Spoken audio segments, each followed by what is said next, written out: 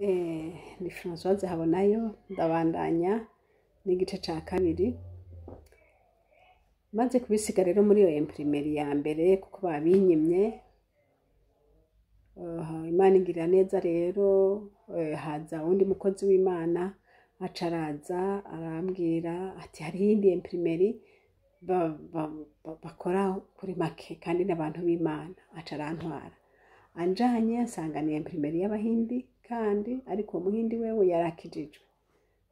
Hanyuma rero aca akinkorera, turavugana akinkorera ku 1,700. Wiyumvire ko uwo wundi yari yambwiye ngo ndakiri 31,000 ariko nawe acambara ati 1,700. Ndashima Imana nti Mana urakoze, Mana urakoze, Mana urakoze. Bene data mwizigire iyo Mana naho ubone umenga biragoye, hariho inzira. Jambo ry'Imana ravuga ngo nta cabagerageje kitaje mushaka kwihanganira, kandi noneho nibidushika ku byose niko bishika kuri bene data bandi. Uwutugwanya yitwa satani n'uwo nyene, ariko ntiducika intege kandi ntitureka kuko yavuganye natwe uri kumwe natwe. Imana nishimwe. Jambo ry'Imana ryavuga ngo mugwanye satani n'abazabahunga. Rero mu ntambara umuntu ntahagarika ariko arabandanya urugamba. Rero Yesu angira neza amaze kuronka iyo imprimeri yindi, cyaragenda turavugana. Tumaze kuvugana turavugana amafaranga, acambwira kuzonkorera ibitabo 1,500. Turavugana rero byasaba yuko ndamuha igice c'amafaranga 1,275,000. Ambwiye ati genda rero ayo mafaranga 1,275,000 uyazane ejo. Hama rero uzosanga namaze gukora bikeya, hanyuma ayandi uzoca uyazana naheje kubikora. Sawa.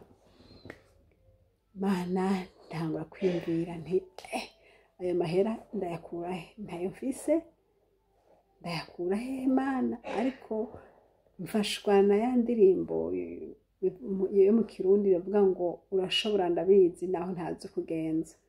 Urashobora ndabizi naho ntazi kugenza.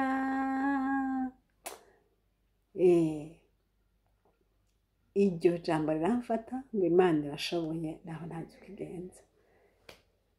Nshika muhira ndabwira umutware ingene byagenze. Nizera Imana, nsenga Imana, nti Mana urabona ntayo mfise ariko ejo mbwirizwa kuyatwara. Hanyuma rero niho arambwira ati none urayakura hehe? Ntangura kwiyumvira abatunzi tuzinanye, naka nomurondera yomfasha na naka. Ntangura kwiyumvira abatunzi bose nobanzi bo bafise amafaranga bashobora kumfasha. Ariko bene data reka ndababwire dufise Imana itunze. Imana iruta abatunzi bose twibaza. Bajye abatunzi bose ubona ntiwiyumvira ngo boshaka kugufasha mu gihe c'ingorane, kuko kujya ubona batunze niko bayakunda kandi niko bayaronsa bagoye. Nico gituma atari vyiza guharura ku mifuko y'abandi. Umufuko w'abandi ntubuze icayi, eka noneho n'uw'abandi si uwiwawe. Hama rero ntangura kwiyumvira naka nomubwira ngira ngo yompa nk'ibihumbi 500, naka ngira ngo yompa nk'ibihumbi 100, naka ngira ngo yompa umugabo arantwenga ati honyene umuntu wese yoguterera aguhaye 5,000 yoba ari menshi. Yohumiriza akaguha 20,000 yoba yakoze. Kwiyumvira ngo hariho umuntu yoguha 100,000. Ati noneho naho wosaba ideni ati yobanza kukubaza uzoyamusubiza mu buryo gute, ukabanza kumwereka ingene uzoyamusubiza. Numva nyine narande zonye nca numva ubwoba buranyishe. kandi ntanumva byavuze n'ukuri. Niho nca ndatekereza acavuga ati bwira iyo Mana yagutumye aho ari yaguha, ureke kwangaza umutima uraba ngo banaka na banaka. Sawa, aca aragenda ku kazi, hanyuma aragaruka, agarutse asanga ndyamye ku gitanda, nubitse umutima ku gitanda. Aca arambaza ngo bitene ni sawa, ngo ya Mana yaguhaye amahera ntiracegwa, ni kuko ejo niho mbwiza kuyatwara, ntiracegwa rero ngo sawa. Aca ngo ariko waba yaronka, ntije ndizigiye Imana. Hanyuma aca asubira ku kazi, yaraje gufungura saa sita, aca asubira ku kazi. Hama rero agarutse ati gute n'ubu ntirakwishura? Noya, ariko nticegwa. Hanyuma ndabona akuye yarafise envelope inyuma, aca arayinterera gutya aje ayintereye, ngize ndaraba nsanga arimo ya mafaranga yose 1,275,000. Ndavuga nti Yesu we, Imana iguhezagire, Imana iguhezagire. Hama rero bukende ndatwara ngenda gutora bya bitabo, Imana ingirira neza, baca babimpa byose, bambwiye ko yasigaye nzoyatwara mu nyuma. Ni sawa. Bene data, ndagomba gushima Imana yo mwijuru. Imana itabura uko ibigenza. Urashobora kuba muri situation ubona nta kuri bubikore, ubona ko bigoye, ubona ko nta muntu n'umwe yo gutabara muri ico kibazo rimwe. Ibaze umuntu agusaba miliyoni nawe atana makenya ufise, kandi akavuga ati ejo. Nta n'umwanya, naboja gusaba amahera muri banki, nta mwanya ufise wo kugendayo. Ariko Imana yo mwijuru rero yarizi uko yabibigenza. Imana imuhezagire, mutware wanje yampaye amahera kuriha ibyo bitaba ico gihe. Imana imuhe umugisha pe. Hama rero nca ndagenda ndabizanye, bizana amakarton 11. Ayo makarton ndanezererwa pe. Hanyuma ndashika nyene, twaba mu nzu, yari inzu ya etage. Hasi hari salon na cuisine yari hasi, ariko hejuru nyene niho hari ivyumba byo kuryamamo. Hama rero tuca turaduga turaryama mwijoro nkuko bisanzwe, ariko ayo makarto yose nari nayapanze ahantu muri salon. Hama rero ndayapanze ngaho hantu, hazi ikintu, satani arakubita ikindi uwundi mutego wahatse kundandura umutima, ariko Yesu yarahabaye. Umuyaya wacu yaraje arugurura amazi, arugurura amarobine, asanga amazi yakatitse. Hama rero yibagira gusiga yugaye. Amazi acaraza mwijoro twaryamye, asanga ya marobine yayuguruye. Amazi acararara, amazi araseseka arashika hasi, araseseka. Twasanze umenga turi muri Lake Tanganyika. Ariko urumva nababwiye ko ivyumba vyo kuryamamwo byari hejuru. Rero tumanutse rero mu gatondo, mutwara agiye ku kazi mu gatondo, amanutse ashitse muri salon, acabona ya makarto yose uko ari 11 ari mu mazi hagati. Ya aca araduga arambwira ati ndakubwira ikintu, ngo hano ico uraba ntigiki, ngo ariko ufata umutima ntigiki, ngo yango pfa kuza, ngo ariko ngo nturanduka umutima ntibiki. Ariko arabimbwira gutyo, ndakwamvuka ni mwizina rya Yesu, mwizina rya Yesu, mwizina rya Yesu, Yesu nibiki. Hanyuma acambwira ati bya bitabo, ati byose biri mu mazi, mwizina rya Yesu, nti satani nta bubasha mfise ko nari ico gihe nari mfise kugwanira umutima wanje kugira ngo ntugire ntuhungabane. naguma mvuga nti mw'izina rya Yesu satani ntabasha ufise, ni mwami Yesu ndagushimira umwami, ni uzokwa muri Imana, ni satani yaraneshejwe. Ndagenda nsanga bya bitabo biri mu ruzi. Nawe wiyumvire gufata karton yuzuye ibitabo iteretse mu mazi, ndafata nyene ndayiterura kugira ngo ndako nabasova na bikeya. Hariho byinshi byamaze gushikirwa n'amazi, mbwa ibyo hejuru nta mazi yari bwashikiremo, ariko kome byari biteretse karton yari iteretse mu mazi, irumva yaba yatose, uko uteruye gutya anye ahubwo byaca bishwanyukira mu mazi byose.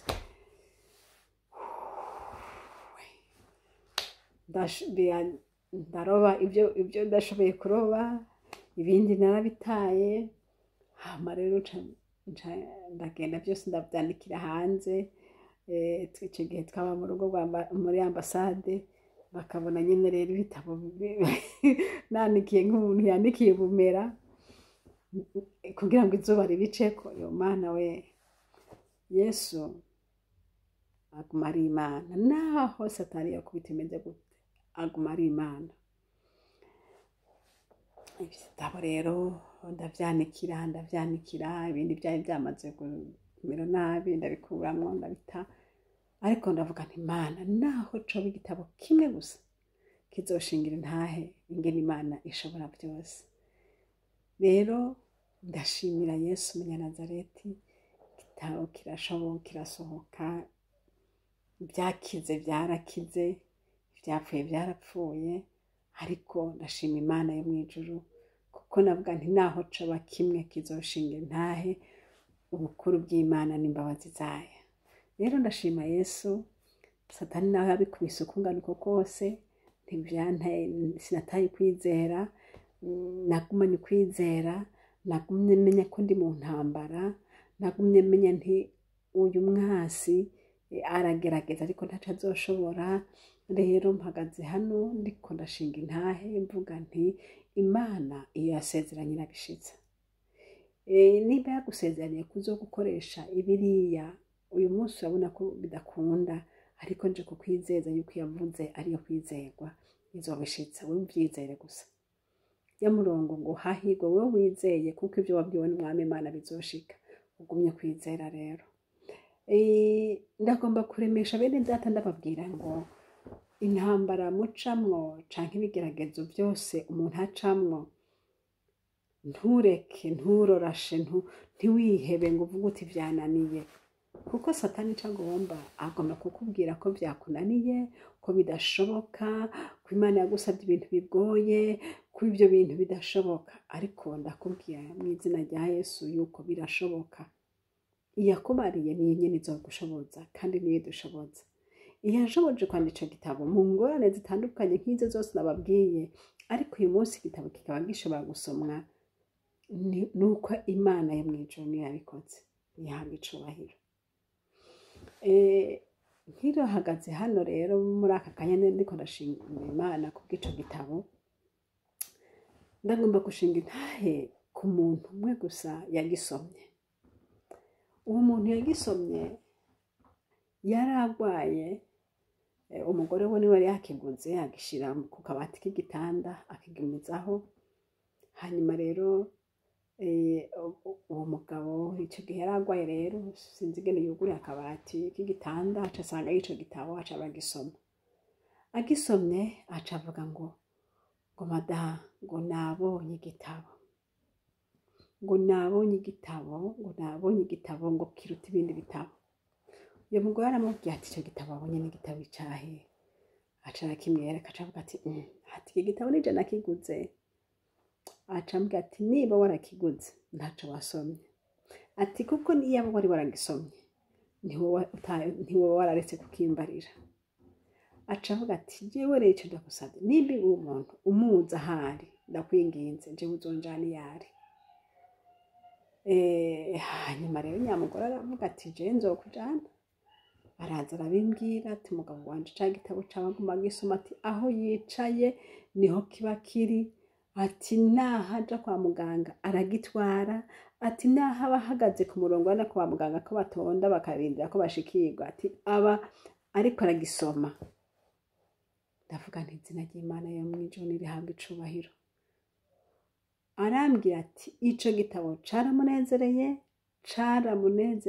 caramunezereye ngo yavuze ngo kuva naho yari bwasomye ngo ntiyari bwigera asoma igitabo nk'ico. Malheureusement uyu muntu yahavuye apfa, ariko ndashima Imana gusa iyo ntahe yonyene. Nukuri ndaravuze nti icubahiro ni ic'Imana kandi nzokwama ndayishima. Naho satani yagikubise naho yagize gute, ariko ndashima Imana yo mwijuru yuko hariho wagisomye kikamugirira ikimazi. Icyo ngomba kuvuga ni iki? Ndagomba kuvuga ngo Imana ikora ikintu ifise intego yacu. Imana nimba yarampamagaye kwandika nuko izi ko hariho ibintu byinshi cyane izombwira kandi ikazogenda irambwira kuvyandika. Si ukubera yuko nari mfise amashuri menshi yotumye nandika, oya. Ariko iyo ntibiravye amashure ngo duhave twirata ngo ni kubera nize literature, ni kubera nize ibi. Ivyo irashaka kubiguha, ariko naho itobiguha ntikibuza ko izogukoresha ivy'ubuhizi. Imana rero nihabwa icubahiro kubw'ivyo yakoze, kandi jewe nari nzi nti nico gitabo gusa nzokwandika, ariko nagiye mbona kumbe yahavuye ibingabire canke ic'Imana yahavuye iba umwuga Yesu yampaye wo gukoresha. Kuko no mu nyuma z'ico Imana yarampaye n'ibindi bitabo vyinshi, naranditse n'ibindi. Rero ndashima Imana uko yakoresha abera ba kera igikoresha n'abuyu munsi, kandi ikoresha abanyantege nke ikongera igakoresha abanyacubahiro. Imana mu bumana bwayo nta kintu cyo kwirata ngo wize amashure menshi nico gituma ushoboye biriya na biriya. Oya, humura, n'abatagiye mu ishuri Imana irabakoresha. Yesu ndagukengurukiye ku byo yakoze, icubahiro niciwe. Nawe mwene data ndagukomereje muri ayo majambo, umenye ko satani naho yo kugwanya gute ntazokunesha. Ico agomba yuko wota courage ibyo yakubwiye ukabikekeranyako, ariko ndakuremesheje ntubikekeranyeko. Yavuganye nawe uyigumeko kandi izogushoboza. Naho satani yo gutera bingana gute, humura, ntarusha ububasha Imana, kandi Imana izoguma mu ruhande rwawe. Yesu mwami abaha umugisha. Amen.